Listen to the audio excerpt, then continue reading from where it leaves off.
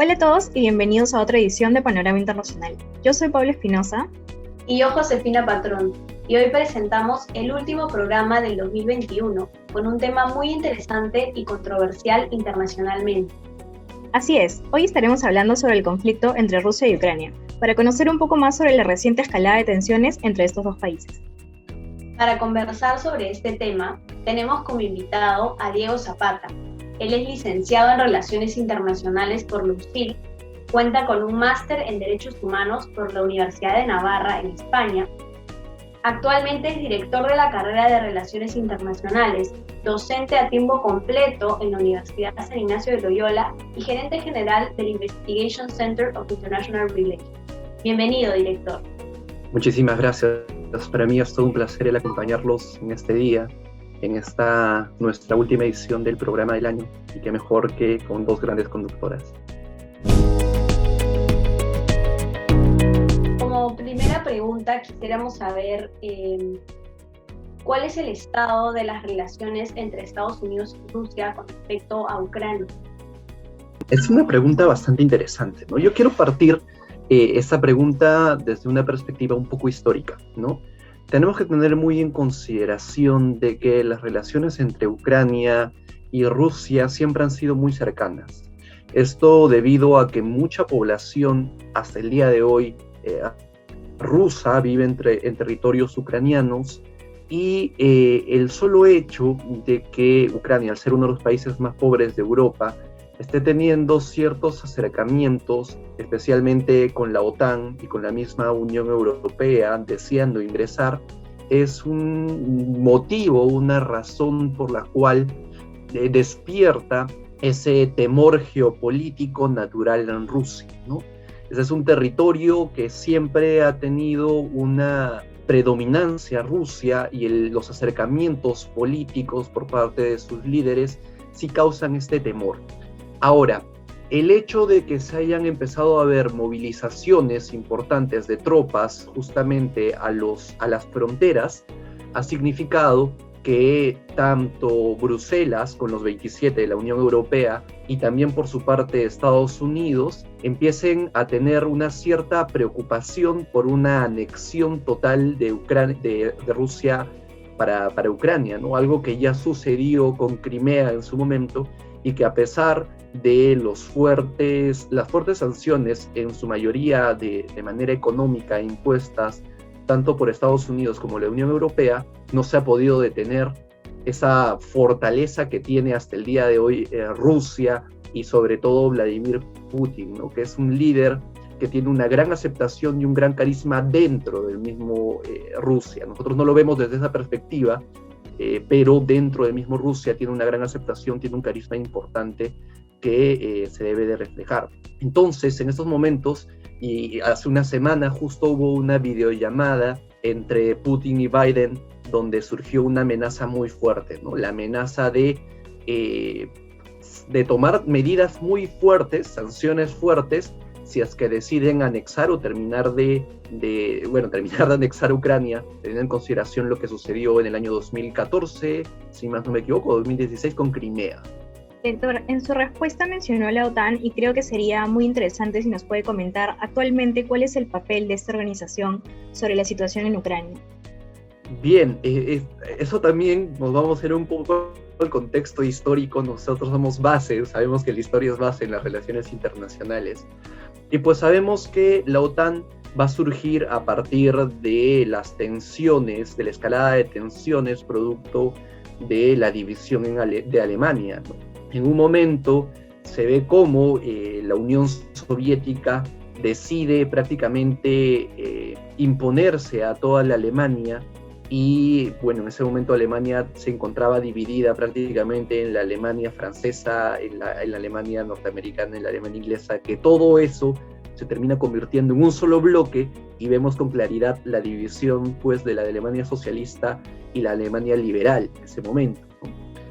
Y esto, como una medida de prevención, de seguridad internacional, es que va a surgir la OTAN, ¿no? La OTAN, sin ninguna duda, es, digamos que, la alianza militar más grande que existe en el mundo, ¿no? y que ha tenido acciones importantes a lo largo del tiempo. Por ejemplo, en el caso de Libia, cuando se hablaba de las medidas que estaba tomando Gaddafi contra la población, se hablaba de un genocidio, fue la OTAN la que termina pues en su momento deteniendo todo lo que estaba surgiendo, y de esta manera y en otros muchos momentos la OTAN siempre ha terminado imponiéndose, ¿no? Inclusive en el caso de Irak y Afganistán en su momento. Pero más allá de eso, la relación entre la OTAN y bueno, Rusia siempre ha sido totalmente mala, en el sentido de que diplomáticamente hablando, las tensiones se han estado dando en distintos momentos, y el hecho de que hoy en día se hable de una anexión de Ucrania prende los focos de alerta, o como hoy en día se habla, las banderas rojas, ¿no? Esas que están de moda, para decir de que se puede venir una escalada de conflicto bastante fuerte. Las relaciones entre la OTAN y Rusia no son las mejores. Es una OTAN que tiene un poderío muy fuerte en base a lo que Estados Unidos haga, al ser la potencia mayor, ¿no? Entonces, sin ninguna duda, si Estados Unidos decide ingresar en un tipo de conflicto que por lo menos hasta el momento no se ve desde la perspectiva coercitiva, sino que se ve más de una perspectiva diplomática, pero si es que se decide hacer una escalada militar, traería consecuencias bastante graves, ¿no? Podría iniciar un conflicto bélico, que es lo que menos queremos y lo que menos esperamos en realidad. ¿Hasta dónde considera que llegaría Occidente como aliado de Ucrania ante una escalada de tensiones mayores? Bien, esta pregunta es bastante interesante y al mismo tiempo reflexiva, porque desde hace unos días se han estado reuniendo los líderes de los distintos países europeos, especialmente en Bruselas, ¿no? Para ponerse a debatir sobre cuáles serían las medidas que se tomarían si se termina viendo a Ucrania bajo el control ruso. Aquí yo quiero poner dos puntos que me parecen importantes. El primero es que se ha hablado de las sanciones ya existentes contra Rusia, producto de la anexión de Crimea, pero se habla de agregar muchas más sanciones, ¿no? Y ese es el primer punto que yo quisiera que nosotros nos pongamos a analizar un poquito más fuerte. Porque, y nos podemos ir a un análisis totalmente internacional, o sea, vamos, me voy por partes, para no confundirnos. La primera parte es, las sanciones que en su momento se dieron contra Rusia, si bien afectó económicamente, Putin tuvo un mensaje bastante acertado para con su población en explicar que estas eran medidas que venían de Occidente, ¿no? Entonces hubo una mayor comprensión, inclusive un entendimiento por parte de su población en su momento. Y lo cierto es que en ese momento esas sanciones no solamente afectaron a Rusia, porque la mayoría de sanciones estuvieron muy ligadas al tema del petróleo.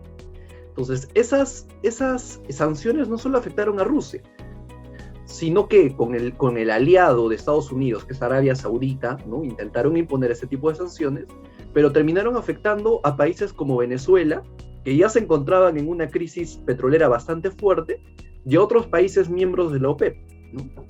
Si a eso le agregamos que en estos momentos nos encontramos en un fortalecimiento de la moneda del dólar, es decir, y con problemas especialmente en el comercio internacional, producto de que, digamos, el COVID ha traído consigo que las importaciones y exportaciones se vean en una alta demanda y en una poca oferta, lo cual ha hecho que los precios aumenten. Una posible sanción como de la que se está hablando hoy en día, no solamente perjudicaría a Rusia, sino que indirectamente perjudicaría a muchos otros países, incluyendo el Perú, donde hoy en día tenemos una alza en materia de la gasolina, del gas licuado y del petróleo, que tenemos una alza bastante fuerte, Y si a eso le agregamos estos conflictos y estas posibles sanciones, no directamente, pero indirectamente, las cosas se podrían complicar mucho más en los países de América Latina.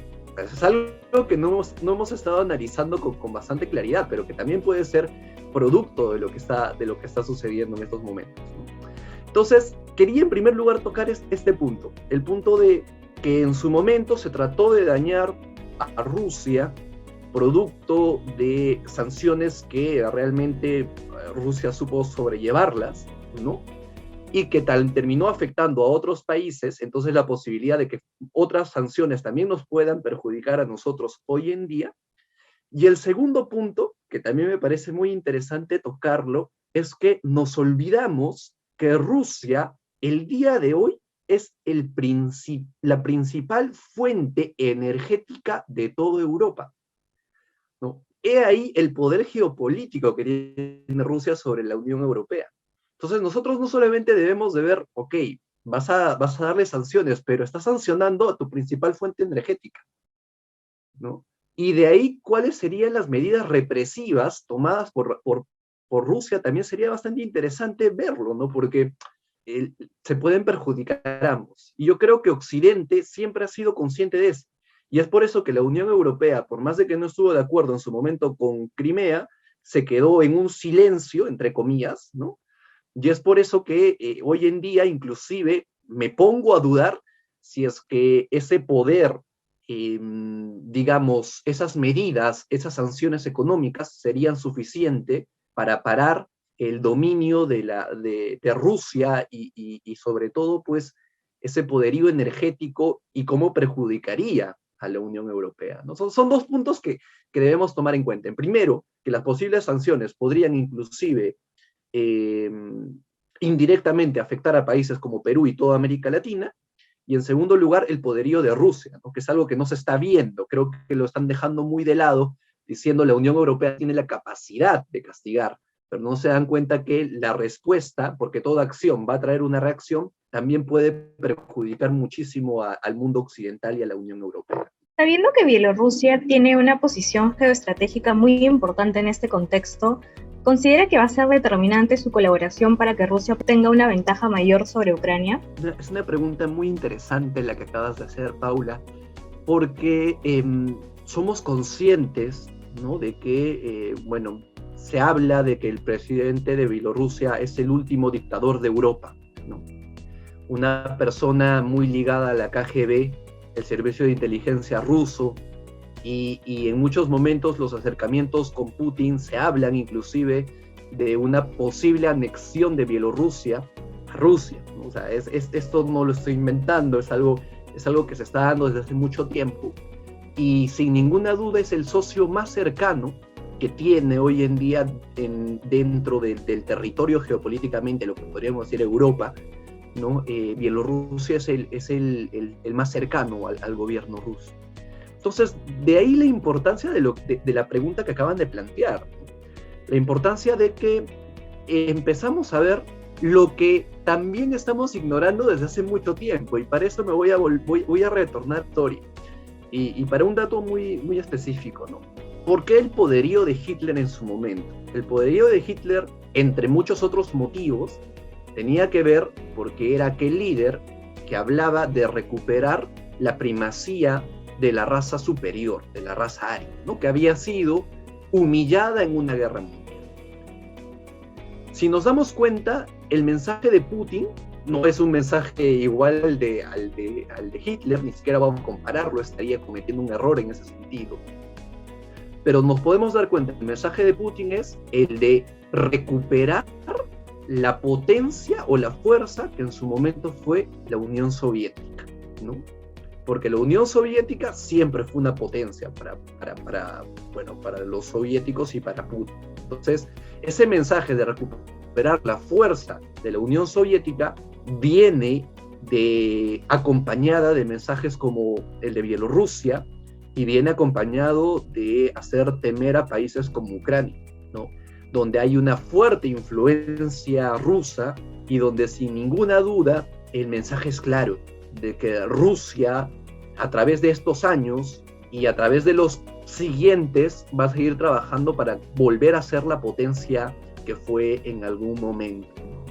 Entonces, me parece que Bielorrusia juega un rol determinante, y no solo Bielorrusia, sino el poderío de Putin, cómo es que va a ir manejando de aquí en adelante las relaciones con los países en los cuales tiene una influencia. Que si bien puedes perder una influencia política, ¿no?, por un tema ideológico, la influencia en cuanto a la población, donde mucha de la población de lo que antes fue la Unión Soviética, y que producto de la desintegración pues se terminaron convirtiendo en países muy pequeños y muchos de ellos con algunas crisis económicas, el sentimiento de muchas de estas sociedades todavía es un sentimiento puramente soviético, puramente ruso. Entonces son temas que se tienen que tomar con pinzas, y sin ninguna duda no creamos que la OTAN solamente lo está haciendo por salvar a Ucrania, ¿no?, sino porque tiene ese interés de geopolítico de quitarle lo que significa una fortaleza para Rusia, ¿no?, que es Ucrania. Entonces, geopolíticamente creo que la OTAN y Rusia están jugando sus fichas de la mejor manera, y los únicos perjudicados vamos a terminar siendo tal vez indirectamente los países más pequeños, si es que se terminan dando este tipo de sanciones en algún momento, porque dudo mucho que terminemos en un conflicto de naturaleza coercitiva militar. Yo creo que va a estar mucho más ligado al tema de las sanciones. Muchísimas gracias por acompañarnos, director, sobre todo en este último programa, y nos vemos en otra edición de Panorama Internacional.